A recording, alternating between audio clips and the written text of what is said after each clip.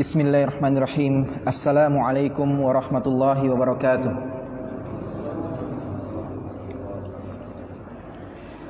Alhamdulillahilladzi arsala ala abdihil kitaba wa lam yaj'al lahu iwaja qayyiman liyunzira ba'san syadidan min ladunhu wa yubashshiral mu'minin.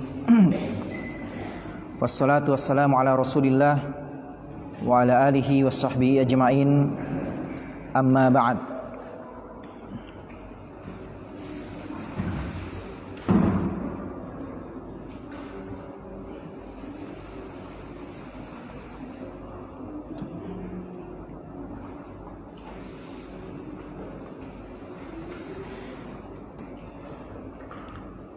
Baik. Ikhwah rahimani wa rahimakumullah, alhamdulillah kita kembali berjumpa di masjid ini mengkaji kitab Al-Arba'in An-Nawawiyah, dan masih di hadis yang ke-6 an Abi Abdullah An-Nu'man bin Bashir radhiyallahu anhuma qala sami'tu Rasulullah sallallahu alaihi wasallam yaqul innal halala bayyin wa innal harama bayyin wa bainahuma umurun mushtabihat la ya'lamuhunna katsirun minan nas faman ittaqa syubuhat faqad istabra'a li dinihi wa 'irdihi wa man waqa'a fi syubuhat waqa'a fil haram karra'i yar'a haulal hima yushiku ay yarta'a fihi ala wa inna likulli malikin himan ala wa inna himallahi maharimuh ala wa inna fil jasadi mudghah idza salahat salahal jasadu kulluh wa idza fasadat fasadal jasadu kulluh ala wahyal qalb. Hadis ini sebagaimana yang telah kita terangkan pada pertemuan sebelumnya, di antara faidah yang bisa kita petik bahwasanya hadis ini adalah salah satu dari 3 hadis yang disebutkan oleh para ulama sebagai madarul Islam atau poros dari agama Islam, ajaran agama Islam, di mana di dalamnya berbicara seputar halal, haram, dan perkara yang syubhat, serta pentingnya kita memperhatikan kondisi hati, yang mana agama ini tidaklah tegak kecuali di atas mengerjakan sesuatu yang halal atau yang diperintahkan dan meninggalkan apa saja yang dilarang. Kemudian di antara faidah yang telah kita ambil dari hadis ini, sabda Nabi sallallahu alaihi wasallam di awal hadis, innal halala bayyin, sesungguhnya yang halal itu telah jelas. Maksudnya yang halal itu adalah apa saja yang ditunjukkan oleh dalil bahwasanya dia halal. Wa ahallallahu al-bai', Allah Subhanahu wa taala telah menghalalkan jual beli, maka ini adalah segala perkara yang halal, artinya dalil telah menunjukkan bahwasanya dia halal. Kemudian di antara perkara halal yang telah jelas juga disebutkan oleh para ulama adalah apa saja yang tidak ada dalilnya bahwasanya dia haram. Semua yang kita dapatkan dari dunia ini yang tidak ada dalilnya bahwa dia haram, maka itu halal. Berdasarkan firman Allah Subhanahu wa taala, huwallazi ja'ala lakum ma fil ardi huwallazi khalaqa lakum ma fil ardi jami'an. Dialah Allah yang telah menjadikan untuk kalian apa saja yang ada di atas muka bumi, semuanya untuk kalian.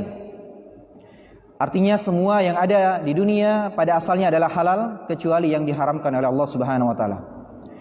Dan sikap kita terhadap yang halal, kita boleh menggunakannya, boleh mengamalkannya, boleh mengerjakannya, boleh memakainya, boleh memakannya, selama kita siap untuk mempertanggungjawabkannya di hadapan Allah Subhanahu wa taala. Kemudian innal harama bayyin, kata Nabi sallallahu alaihi wasallam, segala yang halal, yang haram telah jelas juga. Maksudnya adalah madalla dalilun ala annahu haram. Apa saja yang ditunjukkan oleh dalil bahwasanya dia haram. Hurrimat alaikumul maitah, telah diharamkan bagi kalian bangkai, waddam, darah, walahmul khinzir, juga daging babi. Dalil apa saja yang datang dari Al-Quran dan hadis mengatakan dia haram, maka dia haram. Demikian juga firman Allah Subhanahu wa taala, innamal khamru wal maisiru wal ansabu wal azlam rijsun min amali syaitan fajtanibuh. Kata Allah Subhanahu wa taala, sesungguhnya khamar, perjudian, mengundi nasib dengan anak panah atau dengan yang lainnya, atau mempersembahkan sesuatu kepada patung-patung berhala, maka itu semua adalah rijis, kotoran, fajtanibuh, maka jauhilah. Dia adalah bagian dari amalan syaitan, kata Allah Subhanahu wa taala. Ini juga dalil yang menunjukkan bahwasanya semua itu pekerjaan maupun barang-barang yang haram. Dan jelas manakala kita ketahui dia haram, kita wajib untuk menghindarinya.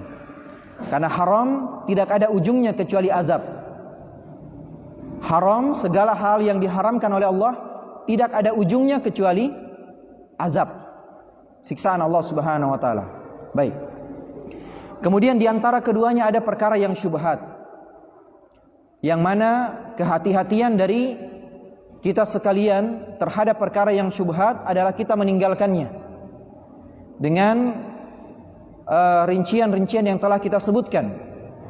Karena yang syubhat ini ada 3. Satu, yang asalnya halal kemudian menjadi samar, syubhat menjadi mustabihat, menjadi samar, apakah dia sudah haram atau masih halal.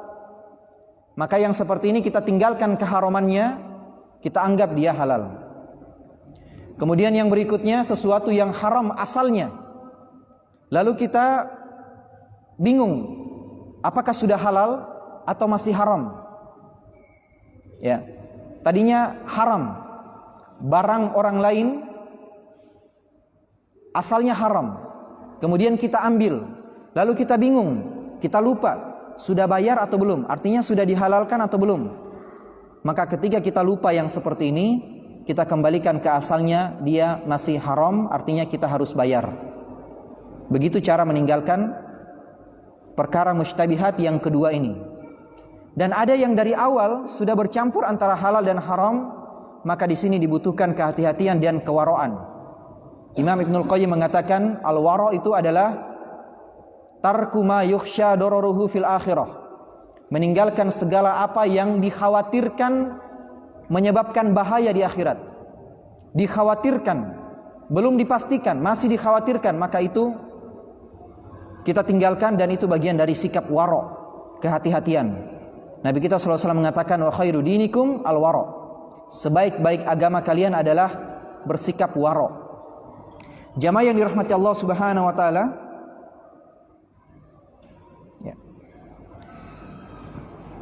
Kemudian berikutnya yang belum sempat kita bahas dari hadis ini, sabda Nabi sallallahu alaihi wasallam, "Famanittaqa syubhat faqad istabra'a li dinihi wa 'irdihi." Barang siapa yang meninggalkan syubhat, maka dia telah berlepas diri. Dan maksudnya berlepas diri, dia berlepas diri menjaga kehormatannya dan menjaga agamanya. Faqad istabra'a li dinihi wa 'irdihi. Dalam hal ini, orang yang bergampangan dengan syubhat, ya, adalah orang yang akan jatuh kehormatannya di hadapan manusia dan di hadapan Allah Subhanahu wa taala. Maka seseorang yang mendapatkan perkara syubhat yang masih samar baginya, apakah ini halal atau haram, boleh dikerjakan atau tidak, dalam kondisi yang seperti ini sebaiknya ditinggalkan. Faqad istabra'a li dinihi wa 'irdihi. Orang yang meninggalkan sesuatu yang samar, dia telah berlepas diri untuk menjaga kehormatannya di hadapan manusia, dan dia telah berlepas diri untuk menjaga agamanya. Ini dua keutamaan yang didapatkan oleh orang-orang yang wara'. Artinya orang-orang yang berhati-hati terhadap perkara syubhat. Walaupun asalnya dia halal, namun dia berhati-hati, dia tetap meninggalkannya. Maka orang seperti ini, dia mendapatkan kehormatan di tengah manusia, dan dia menjaga agamanya di sisi Allah Subhanahu wa taala. Oleh karena itu kita katakan sekali lagi, seseorang yang bergampangan pada hal-hal yang masih samar antara kehalalan dan keharamannya, ini adalah orang-orang yang akan menjatuhkan martabatnya di hadapan manusia. Ya, jangan bermudah-mudahan dalam masalah syubhat. Oleh karena itu Syekh Shalih Fauzan dalam Syarah Al-Arba'in An-Nawawiyah, beliau mengatakan, dalam perkara dunia saja, ketika kita tidak mengetahui, kita ingin melakukan sebuah perjalanan, tapi kita tidak mengetahui apakah di perjalanan itu aman, sudah aman atau belum. Contoh kemarin ya, di Kendari ada kasus. Kita semua tahu, ya, kondisi mungkin tidak aman. Taruhlah dia ada terjadi di perjalanan, di tengah-tengah jalan menuju Kendari. Kemudian kita akan berangkat menuju Kendari. Dalam keadaan kita tahu asalnya dia di sana ada, setelah terjadi kekacauan. Kemudian kita bingung apakah kekacauan itu sudah kondusif atau masih berbahaya untuk kita lewati.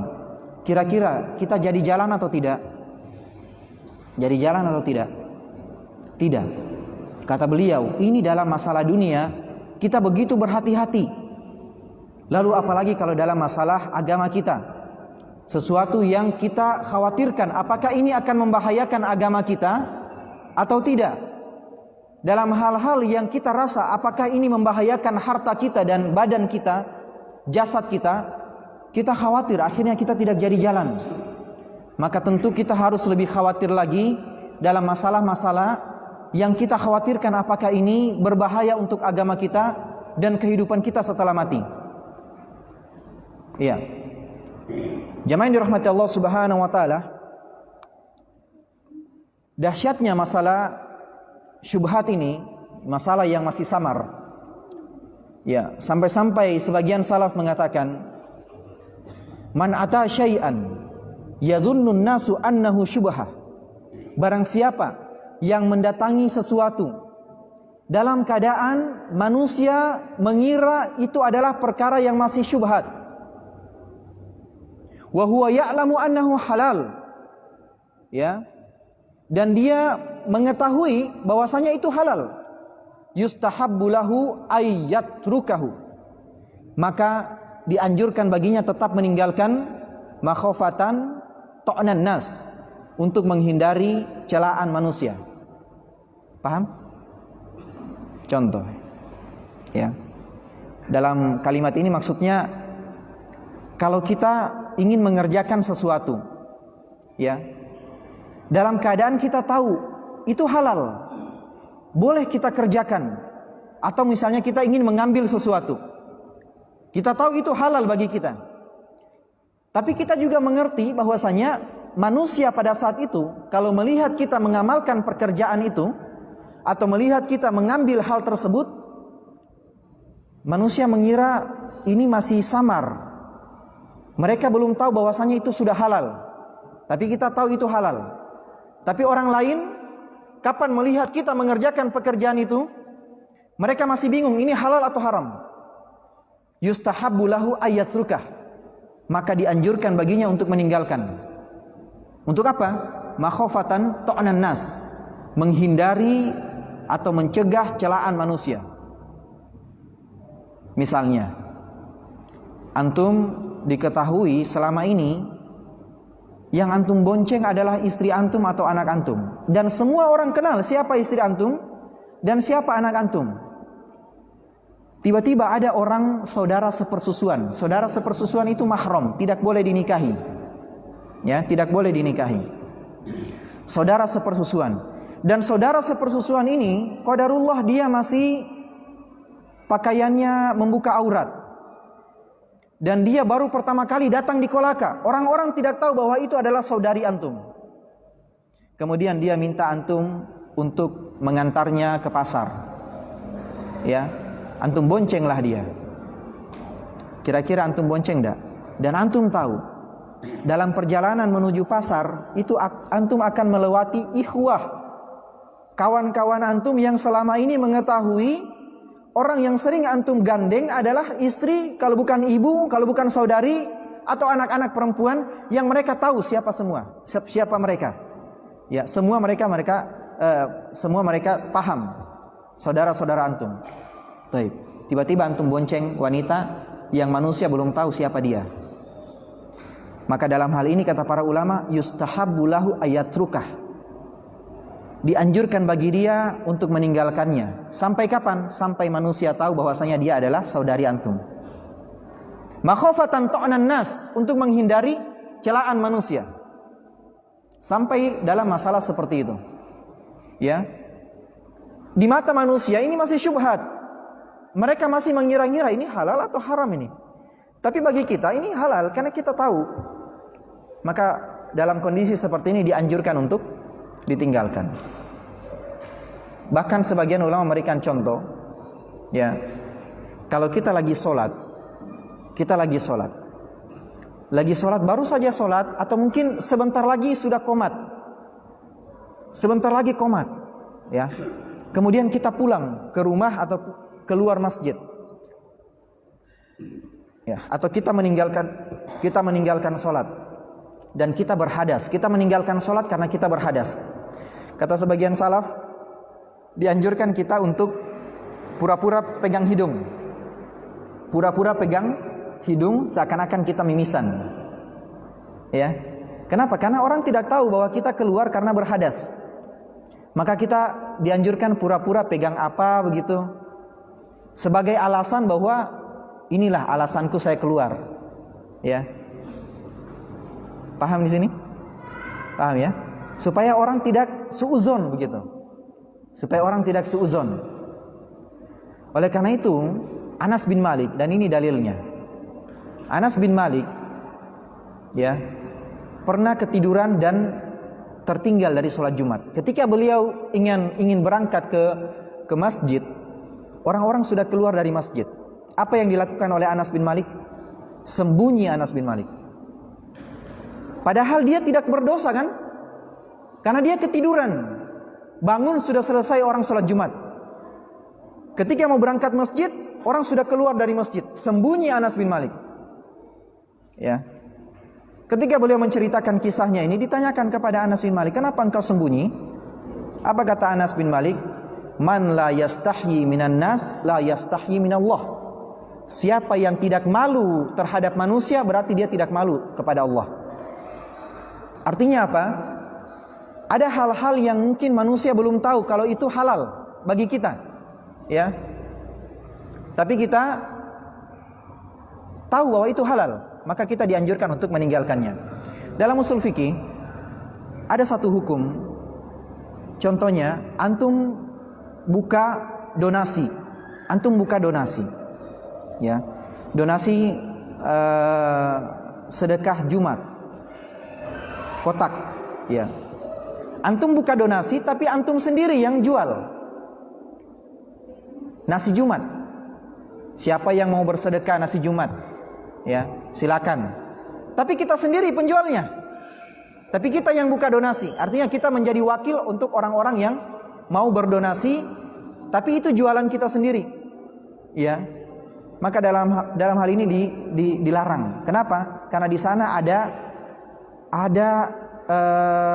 kekhawatiran untuk seseorang menuduh kita, ya, karena kita memegang donasi umat, kemudian, ya, ternyata hasil donasi tersebut dibelanjakan kepada barang milik kita sendiri, ya, dan ini dilarang. Baik. Jamaah yang dirahmati Allah Subhanahu wa taala, maka dari itu, ya, sebagian salaf mengatakan man arada nafsahu lituhmi fala yalumanna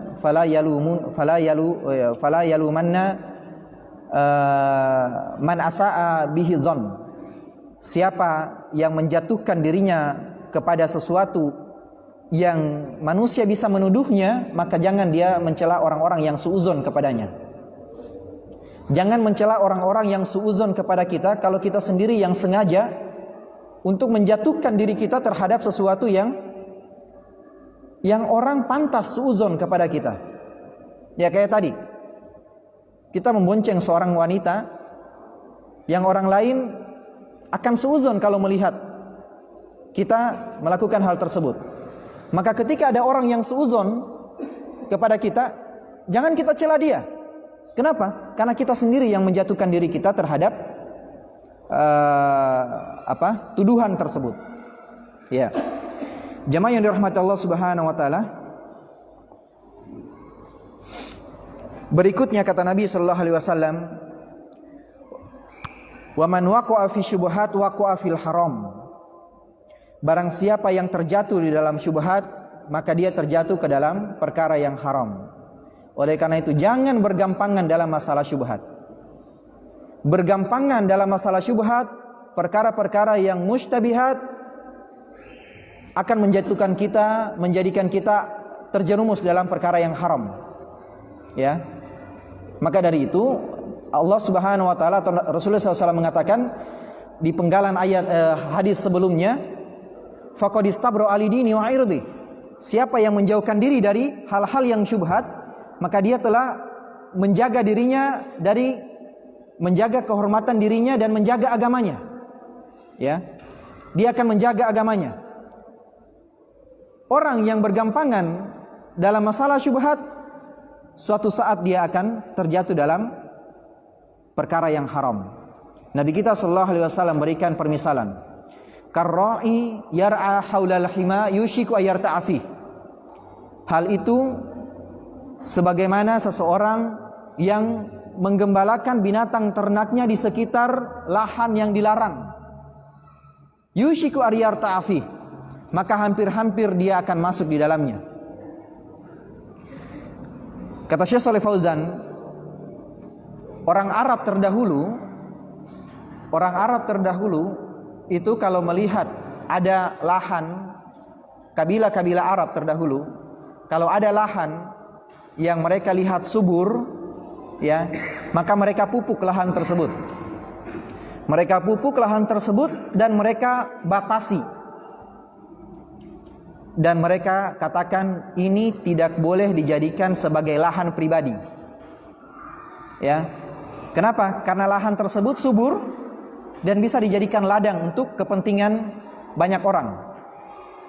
Inilah yang diterangkan oleh Nabi sallallahu alaihi wasallam dalam permisalan yang beliau berikan, manakala ada orang yang menggembala kambingnya atau dombanya di sekitar lahan yang sudah disepakati bahwa itu dilarang, maka hampir-hampir gembalaannya akan masuk ke dalam situ.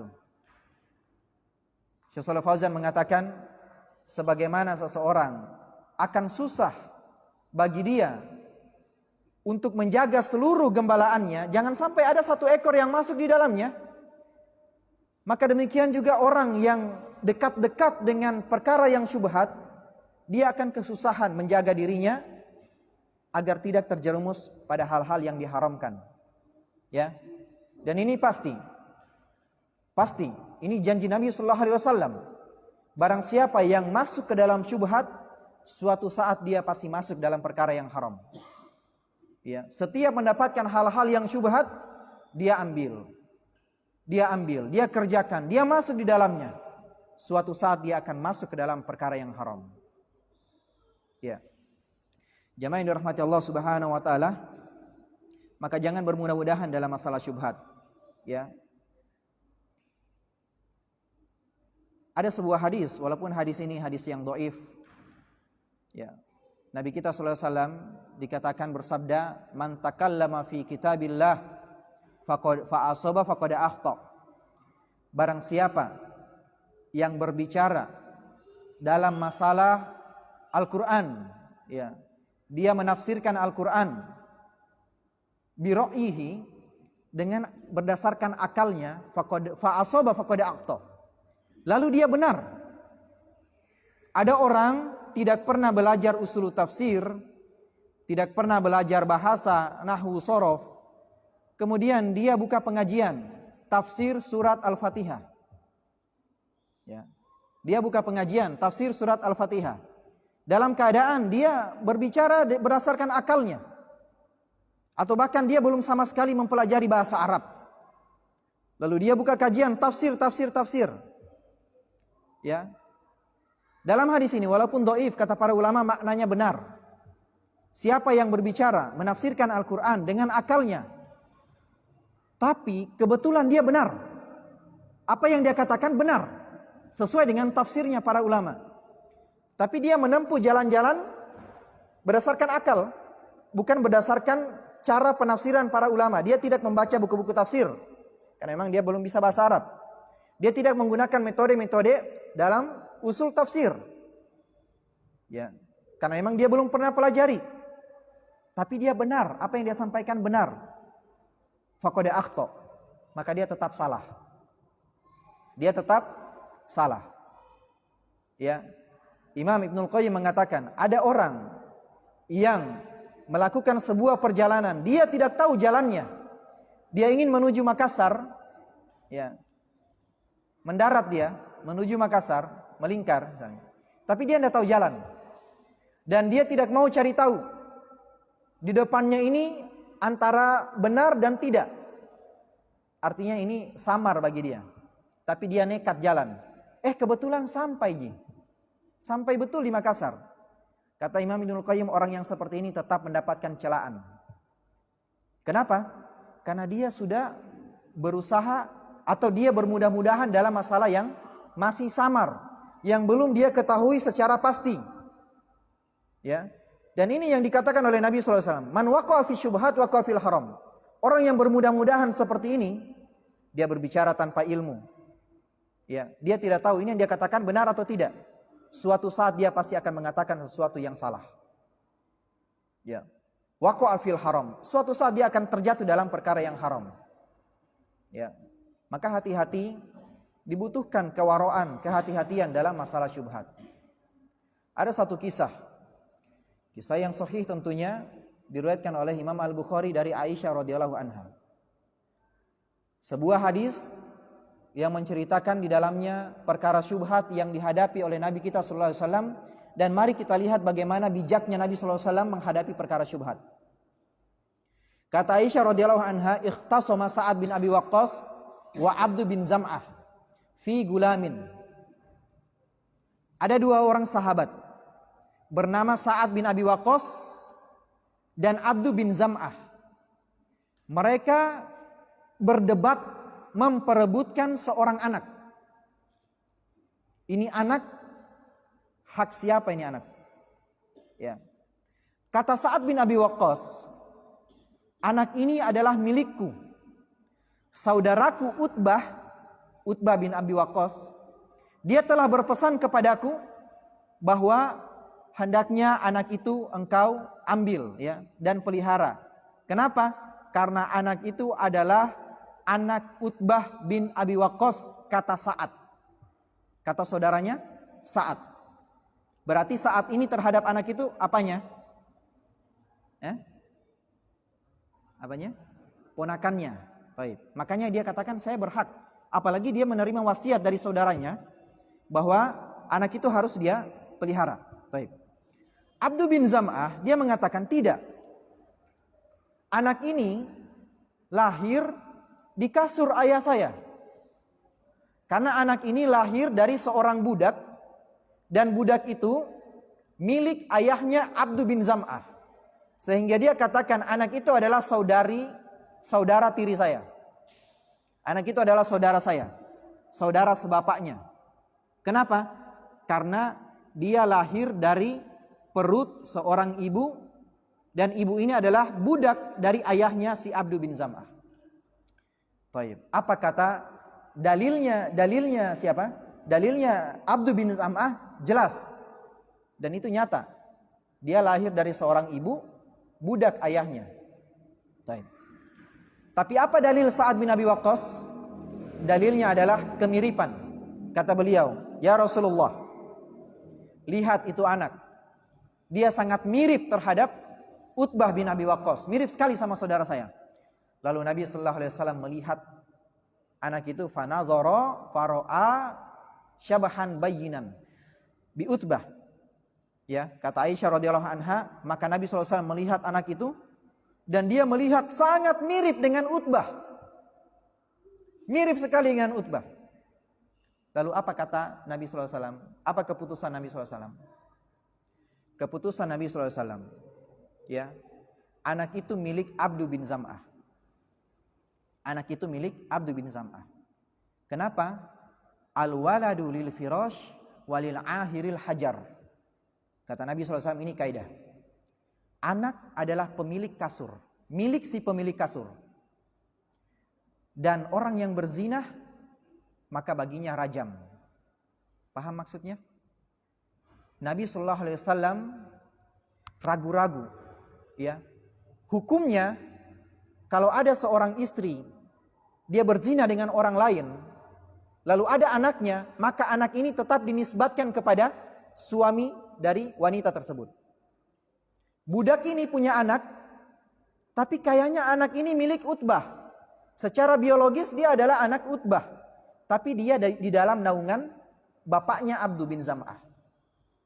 Dia berada di dalam naungan Zam'ah. Dan Nabi SAW memutuskan anak ini milik Abdu bin Zam'ah. Anak ini milik Abdu, ya, karena dia adalah saudara dari dia adalah anak dari budak milik si bapaknya Abdu. Baik. Tapi kata Nabi sallallahu alaihi wasallam kepada Saudah, dan Saudah ini adalah istri Nabi sallallahu alaihi wasallam, tapi saudarinya Abdu bin Zam'ah. Saudah adalah saudari Abdu bin Zam'ah. Baik, antum paham enggak jalan ceritanya? Anak ini diputuskan oleh Nabi sallallahu alaihi wasallam milik Abdu bin Zam'ah. Ya. Saudarinya Abdu bin Zam'ah. Saudaranya Abdu bin Zam'ah. Dan Saudah adalah istri Nabi sallallahu alaihi wasallam bersaudara dengan Abdu bin Zam'ah. Berarti Saudah adalah saudara dari anak ini. Ya kan? Paham ini maksudnya? Bingung antum? Atau saya yang salah menjelaskan? Saudah ini istri Nabi, bersaudara dengan Abdu bin Zam'ah. Ada Sa'ad bin Abi Waqqas. Mereka berselisih terhadap satu anak. Nabi memutuskan anak ini saudaranya Abdu bin Zam'ah. Berarti mahram tidak dengan Saudah? Mahram kan? Karena Saudah terhadap anak ini berarti saudaranya juga. Tapi apa kata Nabi sallallahu alaihi wasallam? Wahtajibi anhu ya Saudah. Wahai Saudah, jangan buka auratmu terhadap anak itu. Walaupun Nabi sallallahu alaihi wasallam memutuskan anak ini milik Abdu, berarti mahram terhadap Saudah, tapi atas kehati-hatian Nabi, karena mirip sekali sama Utbah. Atas kehati-hatian Nabi, Nabi menyuruh kepada istrinya untuk berhijab dan tidak berkhulwat dengan anak tersebut. Paham? Disinilah kehati-hatian Nabi SAW. Memang beliau memutuskan sesuai dengan hukumnya. Ya, hukumnya anak itu tetap dinisbatkan kepada pemilik ranjang. Walaupun memang terbukti dia berzina dengan orang lain. Ya. Dan kehati-hatian Nabi SAW, beliau memutuskan, Saudah jangan buka aurat sama anak itu. Ya. Jangan buka aurat sama anak itu. Karena mirip sekali dengan Utbah. Baik. Maka jamaah yang dirahmati Allah Subhanahu wa taala, hati-hati dengan syubhat, perkara yang samar mestilah kita tinggalkan sebagai bentuk dari kewaraan kita. Ya, baik.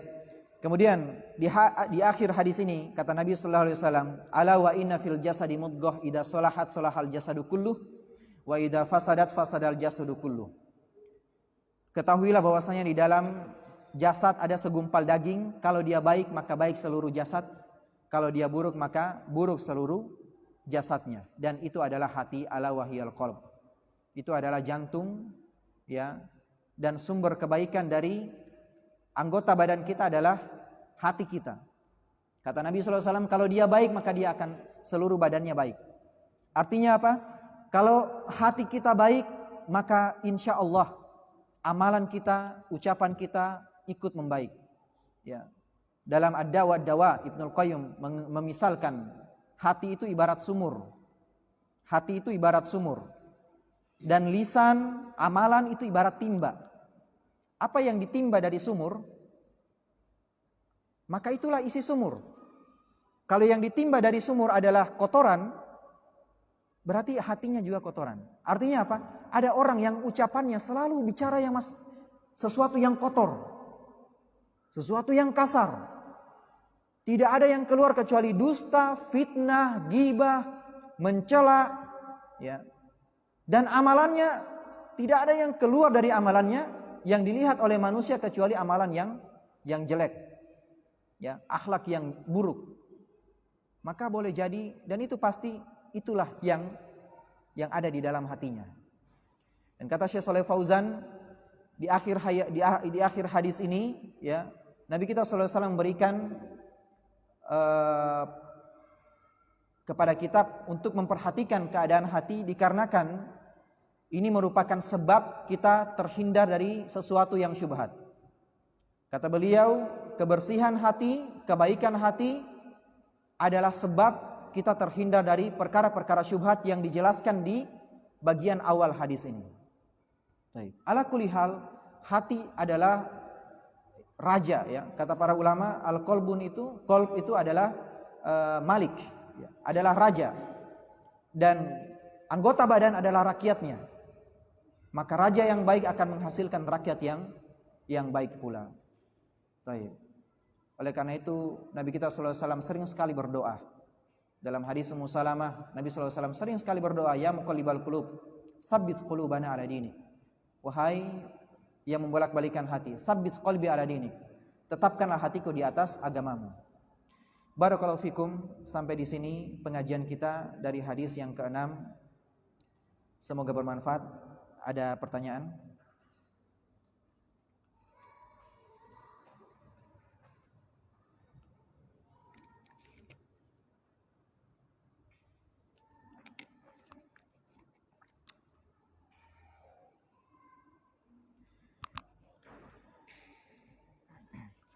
Baik.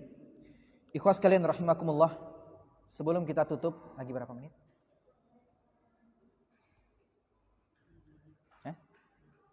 5 menit. Seorang salaf pernah mengatakan, sami'tu faidatan fanafa'ani Allahu biha salasina sanah. Aku pernah mendengar satu faidah, satu manfaat dari ilmu agama, yang dengannya Allah Subhanahu wa taala memberikan aku manfaat sampai 30 tahun. Dari hadis ini atau dari perkataan ini, ya, kita mendapatkan pelajaran, jangan meremehkan faidah dari ilmu agama. Apapun yang kita dengar, boleh jadi itu adalah salah satu dari pintu surga kita. Dari sesuatu yang kita dengar dari ilmu agama, yang dengannya Allah Subhanahu wa taala memberikan kita taufik untuk beramal. Kemudian Allah Subhanahu wa taala memberikan kita bimbingan dari ilmu tersebut, walaupun hanya satu faidah. Maka jangan diremehkan. Ya, untuk itu semangat untuk menghadiri majelis ilmu. Di mana kita melihat ada majelis ilmu dan kita ketahui pasti di sana ada faidah yang belum kita dapatkan. Bahkan membaca Al-Qur'an, banyak para ulama menyaksikan dan merekomendasikan, ya, untuk senantiasa membaca Al-Qur'an. Mereka mengatakan, saya sudah hafal Al-Qur'an, bolak-balik Al-Qur'an saya hafal. Tapi setiap kali saya membaca Al-Qur'an pasti ada faidah baru yang saya dapatkan. Dan begitulah ilmu. Kadang hadis ini mungkin sudah sering kita dengar, tapi rupanya ada faidah baru yang belum kita dengar dari pembahasan sebelumnya. Subhanallah. Ya. Dan boleh jadi itu adalah faidah yang Allah Subhanahu wa taala akan memberikan kita manfaat sampai kita wafat, atau menjadikan jalan menuju surga Allah Subhanahu wa taala. Terlebih kita menyimak faidah, ya. Kita menyimak faidah di dalam majelis ilmu yang ada, ya, ikhwah yang mengatakan apa yang kita dapatkan di malam ini adalah, atau waktu yang kita habiskan di malam ini adalah waktu yang sangat berkualitas, dan itu sahih. Nabi kita sallallahu alaihi wasallam mengatakan, ya, ada 2 hadis. Hadis pertama dari Abu Hurairah radhiyallahu anhu. Kata Nabi sallallahu alaihi wasallam, salatul rajuli fil jama'ati afdalu min salatihi fi baitihi wa fi suqihi, tudha'afu ala salatihi fi baitihi wa fi suqihi bi 25 dhi'fan. Salat seseorang berjamaah di dalam masjid itu berlipat ganda 25 kali lipat daripada salatnya di rumah atau di salatnya di pasar. Wa dzalika annahu idza tawaddaa fa ahsanal wudu. Hal itu dikarenakan dia berwudu di rumahnya dengan memperbaiki wudunya dan menyempurnakan wudunya. Summa kharaja ilal masjid, lalu dia keluar menuju masjid. La yukhrijuhu illa shalah. Tidak ada yang menjadikan dia keluar masjid kecuali karena salat. Lam yakhtu khutwatan illa rufi'at lahu biha darajatun wa hutta anhu biha khati'ah. Tidaklah dia melangkah kecuali satu langkah kakinya itu diangkat satu derajat bagi dia dan dihapuskan satu kesalahannya. Fa idza shalla lam tazalil malaikatu tusalli 'alaiha madama fi mushallah. Dan kalau dia salat, malaikat senantiasa mendoakannya selama dia masih berada di tempat salatnya. Allahumma shalli 'alaihi, Allahumma ighfir lahu, Allahumma arhamhu. Doa malaikat, ya Allah berilah dia pujian, berilah dia ampunan dan rahmatilah dia. Wala yazalu fi sholati man tadzara shalah, dan dia senantiasa berada dalam pahala salat selama dia duduk menunggu salat berikutnya. Berapa manfaat yang antum dengar dari hadis ini? Banyak sekali. Ya. Di hadis berikutnya kata Nabi sallallahu alaihi wasallam, "Majtama'a qaumun fi baitin min buyutillah yatluna kitaballah wa yatadarasunahu bainahum illa nazalat alaihimus sakinah wa ghasyiyatuhumur rahmah wa haffathumul malaikatu fi man indah wa haffathumul malaikah wa dzakarahumullahu fi man indah." Barang siapa, tidaklah suatu kaum mereka berkumpul di dalam rumah Allah Subhanahu wa taala, mengkaji Al-Qur'an atau mempelajarinya, mereka membaca Al-Qur'an atau mempelajarinya, kecuali akan diturunkan kepada mereka sakinah, ketenangan. Mereka akan diliputi rahmat, mereka akan dinaungi oleh malaikat, dan mereka akan disebut-sebut namanya oleh Allah Subhanahu wa taala di hadapan para malaikat. Ya. Orang yang berkumpul di rumah Allah Subhanahu wa taala. Kita datang di masjid ini, salat maghrib, setelah salat maghrib kita mengaji, kita berzikir sambil menunggu waktu salat isya. Subhanallah. Waktu-waktu yang sedikit ini, yang singkat ini, bisa saja Allah Subhanahu wa taala jadikan di antara 24 jam yang kita lalui dalam sehari semalam adalah waktu yang akan kita sesali di akhirat, dalam kondisi kita menyesalinya kalau seandainya kita masih bisa tambah. Ya. Karena dia adalah waktu yang sangat berkualitas. Saya rasa mungkin tidak ada waktu yang paling berkualitas selain daripada waktu ba'da maghrib, dari maghrib sampai isya, dari 24 jam kita sehari semalam. Mulai kita bangun tidur tadi pagi sampai kita tidur lagi, kayaknya hari ini yang paling berkualitas adalah saat-saat ini. Berdasarkan hadis-hadis yang telah kita dengar tadi, subhanallah. Dan mungkin saja itu adalah waktu yang akan memberatkan timbangan kita di akhirat kelak, menjadikan salah satu sebab kita memasuki surga Allah Subhanahu wa taala dan mendapatkan ampunan dari Allah Subhanahu wa taala. Demikian, semoga apa yang kita sampaikan pada pertemuan kali ini bermanfaat. Insyaallah kita lanjutkan pada hadis-hadis berikutnya. Subhanakallahumma bihamdik asyhadu an la ilaha illa anta astaghfiruka wa atubu ilaik.